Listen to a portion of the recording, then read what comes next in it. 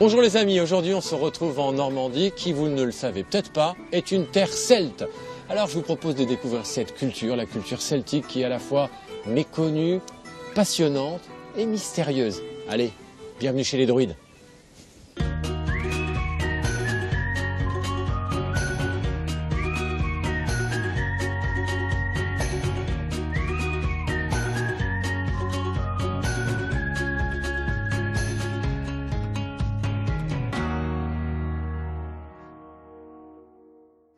Il existe très peu d'écrits sur la culture druidique, et les seules informations dont disposent les historiens sont basées sur des traditions orales.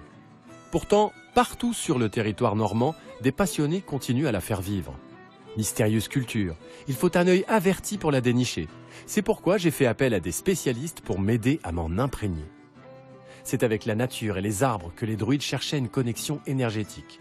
Et ce n'est donc pas étonnant que les druides aient investi la forêt de Belém. Nicolas, sylvothérapeute de profession, fait renaître ce lien sacré en associant science et spiritualité. Spécialiste, David l'est certainement, président de l'association des Blancs Montagnards et grand connaisseur des sites historiques de la région. C'est avec lui que nous partons sur les traces des druides. En Bretagne, nous avons un Carnac. Ils ont un Carnac. Mais nous, en Normandie, nous avons notre Carnac. Julie et Olivier ont toujours baigné dans la culture druidique. Dignes descendants de cette illustre tradition, ils perpétuent et remettent au goût du jour ces savoirs anciens et oubliés. Tout ce qui est culture celte et surtout chez les druides, on retrouve cette passion pour les plantes, cette passion pour les minéraux, pour des choses qui nous servent au quotidien en fait, pour vraiment se soigner. Ma grand-mère, ma maman, elles ont transmis ouais. ça, ouais. Donc c'est quelque chose où, que ce soit les plantes, les minéraux, ça était baigné dedans, hein, on va dire. Donc on fait que continuer. C'est avec mes deux guides que je pars à la découverte des secrets des druides. Mais avant de les retrouver, c'est en forêt de Belém que j'ai rendez-vous avec Nicolas. La forêt de Belém possède le sol le plus vieux et le plus riche en eau de la région. Certains de ces arbres ont plus de 350 ans. Ce n'est pas étonnant si on y retrouve ici les traces du passage des druides. Issu d'une famille de médecins conventionnels, Nicolas a très vite senti qu'il pouvait guérir les maux autrement. Alors cette forêt de Belém, particulièrement, pourquoi toi elle t'intéresse? Qu'est-ce qu'elle a de si spécial en fait? Il y a ce côté cathédrale qui est assez incroyable dans la forêt de Belém. Il y a des chênes qui sont multicentenaires, des hêtres qui sont énormes, donc il y a ce côté sacré, quoi. On rentre dans une cathédrale végétale, quoi.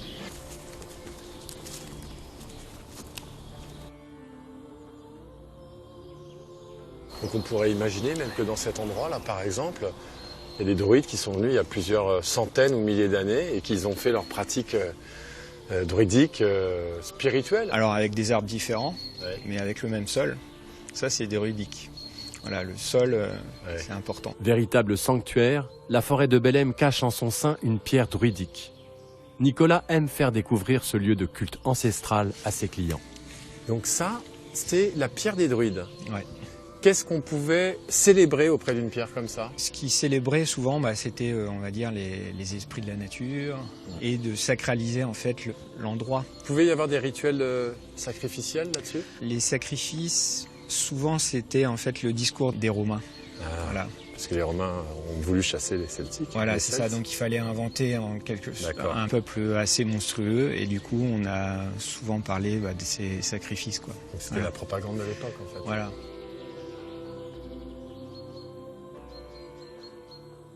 Toi, qu'est-ce qui t'amène à faire ce que tu fais aujourd'hui, c'est-à-dire à proposer des sorties en forêt? Je me suis rendu compte qu'en fait, qu'il y avait de plus en plus de personnes qui vivaient hors sol, quoi. Voilà. Mais que ça soit à la campagne, on peut être sur son tracteur et ne pas mettre les pieds par terre, ou derrière son ordinateur. Finalement, j'ai trouvé le truc, c'est d'amener les gens directement en forêt. La racine sylvo, c'est les arbres, la thérapie, donc c'est se soigner par les arbres, c'est ça? Avec les arbres? Ouais, c'est ça. Et ça, tu me parles des druides, les druides l'avaient compris depuis longtemps. Donc finalement, c'est un retour à cette richesse-là. Et le fait d'être dans une vieille forêt comme ça, toi qui proposes de la sylvothérapie, est-ce que c'est quelque chose qui va enrichir l'expérience? Oui, d'un point de vue druidique, on pourrait dire, on ressent toute cette richesse-là. Voilà, le sol a cette mémoire-là. Alors, ça peut être cette partie un petit peu ésotérique, Et il peut avoir aussi cette partie totalement scientifique, qui est que ce sol a bien cette richesse-là. La forêt agrade le sol et tout ce qui est amené à la surface enrichit la biodiversité de ce milieu. Donc en fait, si je me baisse là, je vois une petite mousse que j'arrache. Là, cette mousse-là, elle est le résultat de plus de 2000 ans d'histoire? Ouais, c'est ça. Alors après, cette mousse-là, elle a 380 millions d'années. Les bryophytes, c'est très vieux. Et puis à l'intérieur, tu as le sol. Et il faut imaginer qu'1 centimètre de sol dégradé, de feuilles dégradées, ça représente à peu près 100 ans de dégradation de ces feuilles. 1 centimètre, Voilà. c'est 100 ans de dégradation. Donc là, on peut imaginer qu'on a un minimum 20 cm de sol dans cette forêt-là, soit 2000 ans d'histoire. Donc avec ces 2000 ans d'histoire, tu penses que les arbres vont pouvoir me communiquer leur sagesse ou pas? Bah écoute, je l'espère. C'est avec humilité que j'accepte l'invitation de Nicolas à une séance de sylvothérapie. Ce que je te propose, ça va être de faire cette marche pieds nus, mais avec les yeux fermés. Oui. Ok.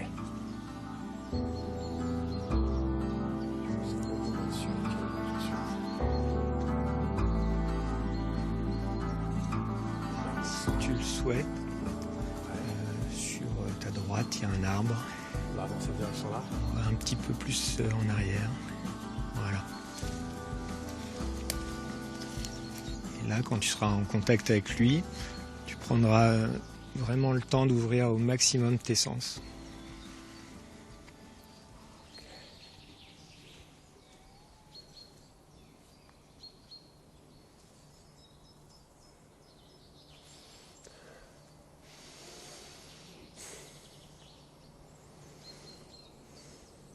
J'ai quand même envie de l'enlacer. Hein.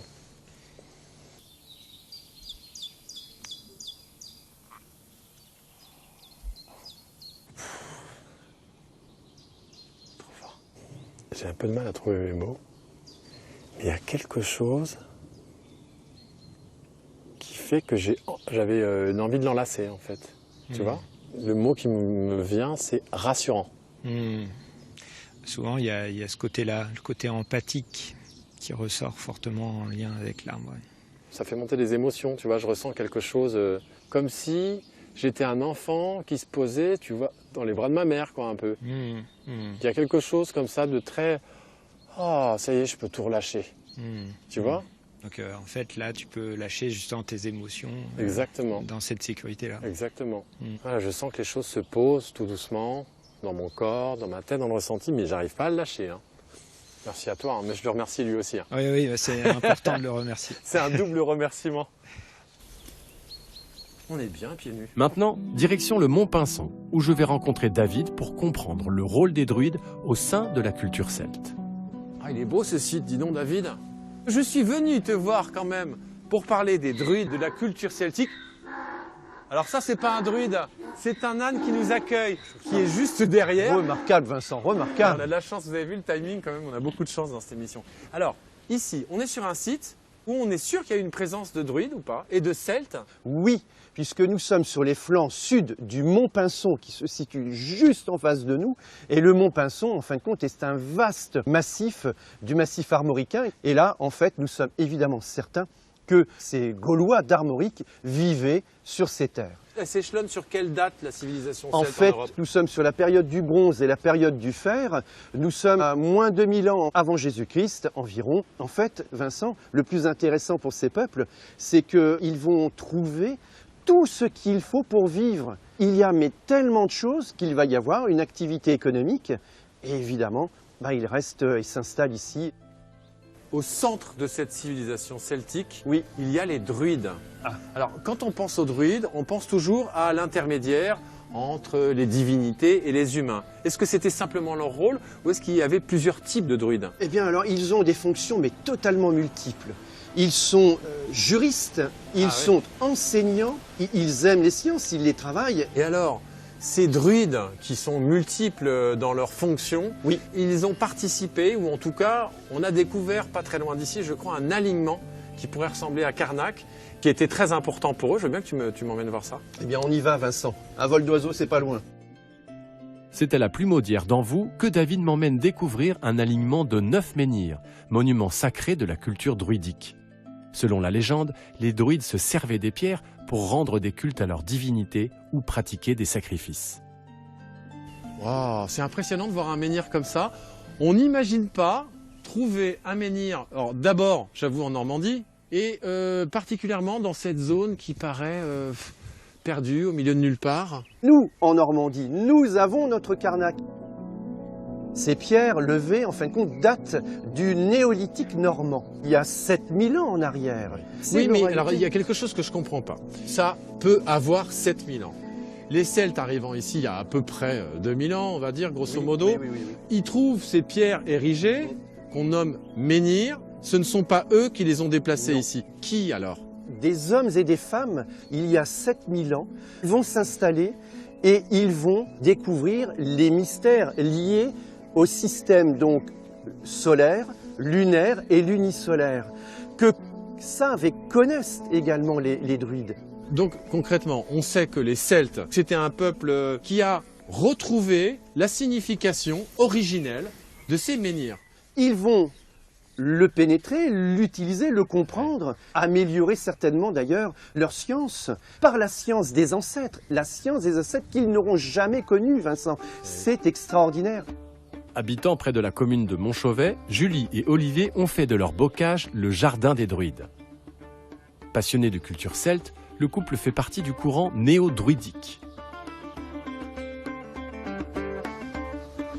Alors là, Olivier, on arrive dans le cercle. Oui. On peut rentrer? On va rentrer par l'est. Par l'est, par là. Toujours, oui, on rentre par ici. Ok. Voilà. Je vais au centre du cercle.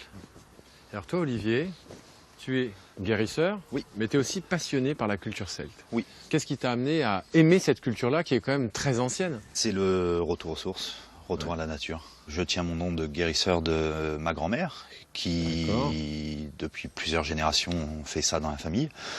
Donc okay. forcément, ça vient pas de nulle part, quoi. Mais tu sentais quelque chose, toi, déjà? Oui, c'est ça. Et puis après, c'est des choses qu'on ressent surtout dans la nature, même en fonction d'une plante, d'un arbre, de certaines choses. Donc mon attirance s'est portée vers tout ça petit à petit, tout ce qui est culture celte et surtout chez les druides. On retrouve cette passion pour les plantes, cette passion pour les minéraux, pour des choses qui nous servent au quotidien en fait, pour vraiment se soigner. Toi, tu te sens connecté aux Celtes d'il y a peut-être même 2000 ans qui faisaient ce que tu fais aujourd'hui. On espère l'être, on espère, ne serait-ce que faire quelques petites choses comme eux. On n'a pas de preuves, on n'a rien, il n'y a pas d'écrit. On se base avant tout sur un ressenti. Quand vous êtes ensemble là, dans cette communauté de passionnés, alors ce qui vous relie, j'ai bien compris que c'était l'amour de ce lien à la nature qu'on peut avoir. C'est ça. Qu'est-ce que vous y faites concrètement quand tu parles qu'il y a des cérémonies? Dans le cercle, on pratique que des rituels. D'accord. Donc, des rituels qui sont liés à quoi alors? Juste porter honneur à la nature, tout simplement fêter une lune. Chaque pleine lune, on se retrouvait dans le cercle. On a fait des rituels, comme moi ça peut m'arriver aujourd'hui vis-à-vis de mon travail, de faire des rituels de guérison dans le cercle. Qu'est-ce qui toi t'as le plus surpris pendant ces cérémonies, de ce qui serait passé? Ce qui est le plus surprenant chaque année ici, c'est Samhain. Samhain, c'est le nouvel an. D'accord. Celte.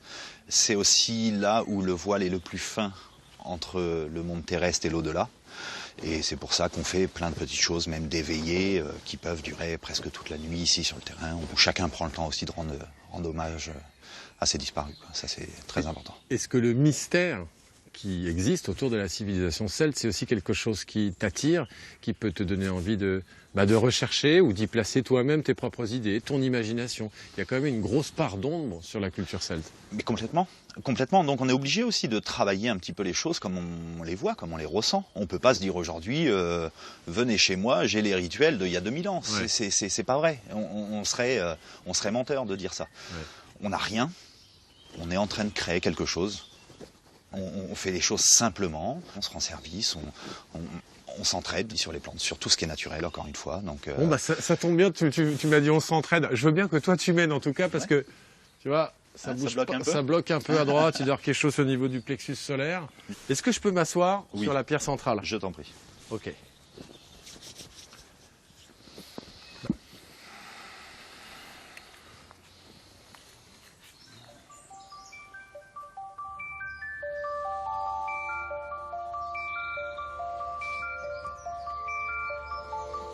Vaudou des fois.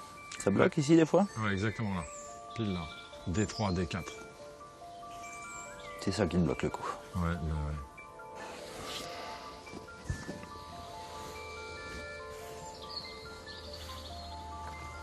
Je vous dis à vous qui nous regardez, je lui ai rien dit avant, Olivier. Il sait pas l'endroit qu'il a pointé sur le dos, je lui en avais pas parlé. Ça va? Ça va, ouais, d'ailleurs je sens que tes mains, c'est chargé. Enfin, c'est chargé. J'ai beau avoir plusieurs épaisseurs de vêtements, ça passe. Hein. Oh, ça passe toujours, même en doudoune. Ouais. Toi, on vient te voir en tant que guérisseur pour quel type de problème? Oh, beaucoup de choses. C'est large. Ça va du bébé au colique, au mal de dents, jusqu'à plus tard les douleurs d'arthrose ou autres. Hein. Les problèmes de peau, problèmes émotionnels aussi, et spirituels.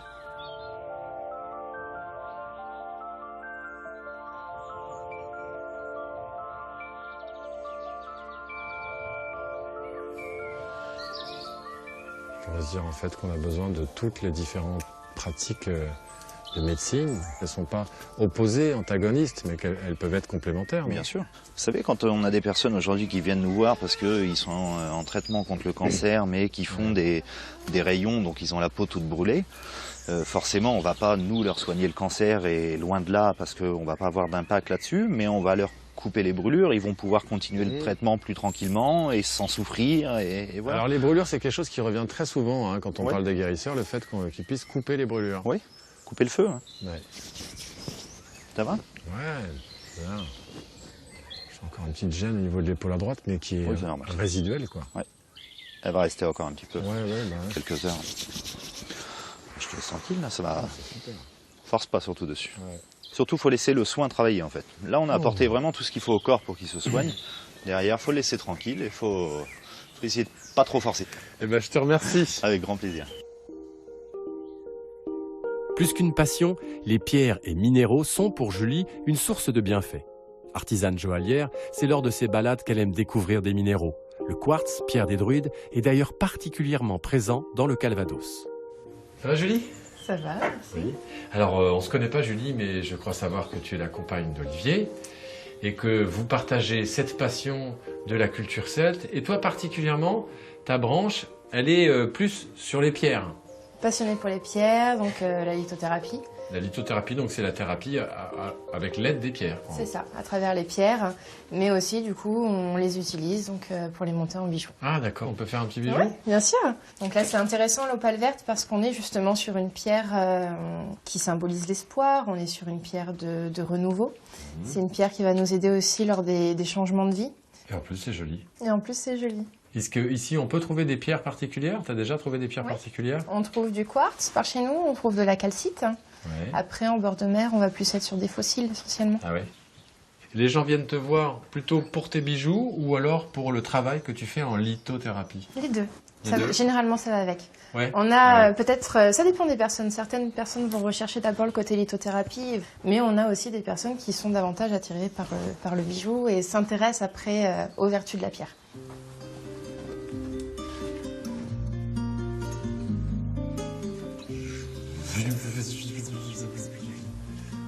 C'est chouette. Merci. C'est très beau. Et toi, tu as une famille d'origine celte? Alors d'origine celte, je dirais pas ça parce que le terme est assez vague, mais une famille, oui, portée aussi sur ses croyances, portée vers la nature, que ce soit ma grand-mère, ma maman, elles t'ont transmis ça, ouais. C'est ça.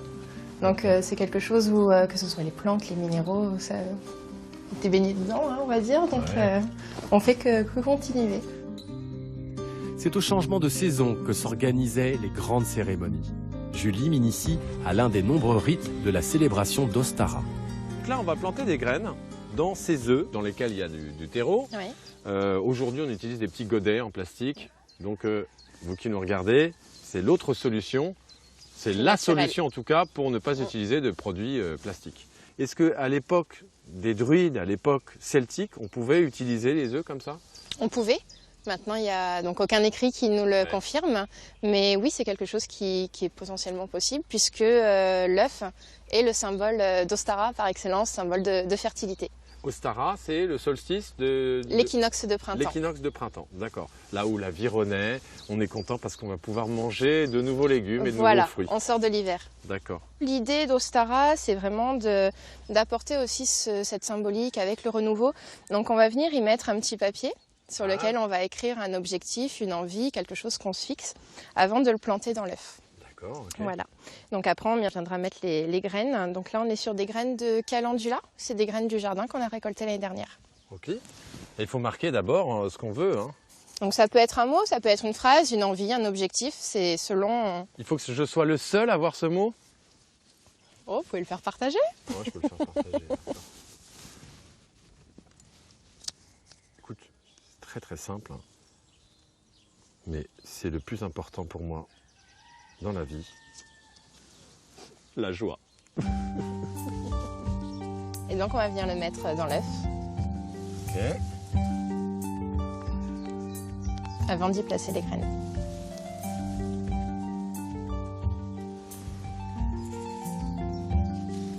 Ça va diffuser de la joie dans l'œuf. D'une certaine manière. Quelque chose justement qui va marquer le départ de ce renouveau.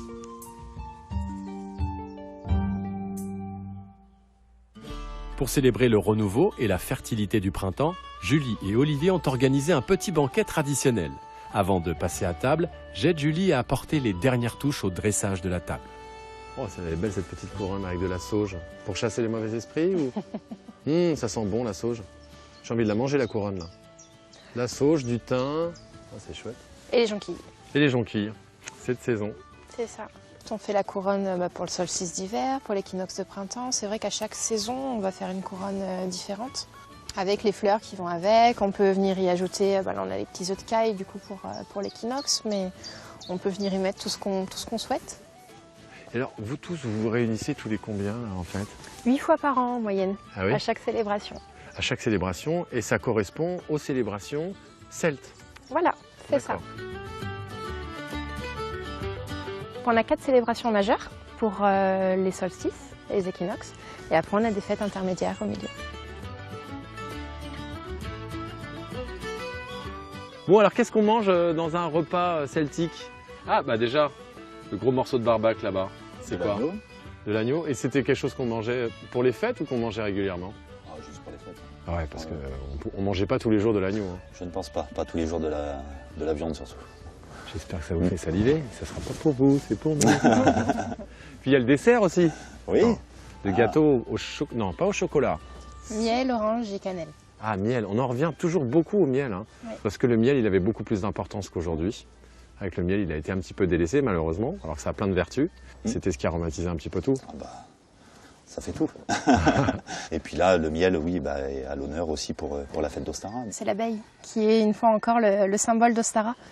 C'est un insecte qui est considéré comme étant béni des dieux. Donc c'est pour ça qu'on l'utilise dans les préparations. Et en plus, c'est bon, et en plus, on a de l'hydromel. Voilà. Encore du miel. De l'hydromel qui vient du village, d'ici, de Montchauvet. Bon, j'espère que ça vous aura mis en appétit, les amis. Nous, on se quitte, on se retrouve la semaine prochaine. J'espère qu'on aura réussi à vous faire un peu percer les mystères de la civilisation celte qui est riche et qui reste quand même mystérieuse. Je vous laisse avec Salomon qui va prendre sa harpe et on se retrouve très bientôt. Ciao. Allez, à table. Bon appétit. Hein. Santé. Pour vous aussi. Alors, les couteaux. Tu crois que tu vas tout manger? Non, non, non, non, non, ça va pas se passer comme ça. Vous connaissez pas la bête. Non, voilà. Carnivore.